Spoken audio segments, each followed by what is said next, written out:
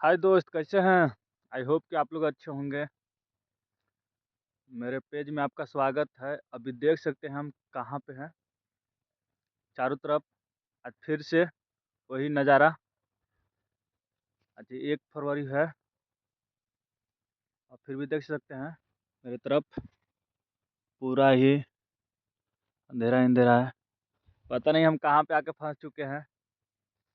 आप लोग कमेंट में बताइए कि उधर भी ऐसा क्या है और कहाँ कहाँ ये धुंध गिर रहा है।